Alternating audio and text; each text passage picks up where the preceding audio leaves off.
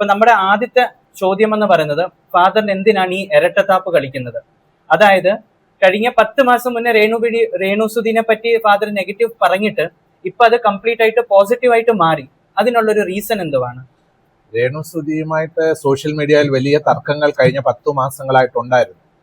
അത് തർക്കങ്ങൾ എന്ന് വെച്ചാൽ സോഷ്യൽ മീഡിയയിലാണ്. കാരണം സോഷ്യൽ മീഡിയയിൽ ഒരു വിഭാഗം ആൾക്കാർ എന്നെയും രേണുസുദിയെയും നിർത്തിക്കൊണ്ട് വലിയ ഒരു ഗെയിമായിരുന്നു.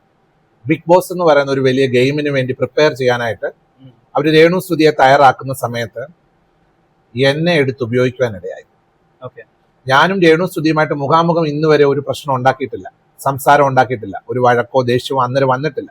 പക്ഷെ സോഷ്യൽ മീഡിയയിൽ വളരെ സൈബർ ബുള്ളി ചെയ്യേണ്ട അനുഭവങ്ങൾ പലതും വന്ന സമയത്ത് നിരവധി മീഡിയാസ് എന്നെ ഇന്റർവ്യൂസ് ചെയ്തു. ഈ ഇന്റർവ്യൂ ചെയ്ത സമയത്ത് ചോദിച്ച ക്വസ്റ്റ്യൻസിന് ആൻസർ ഞാൻ കൊടുത്തു.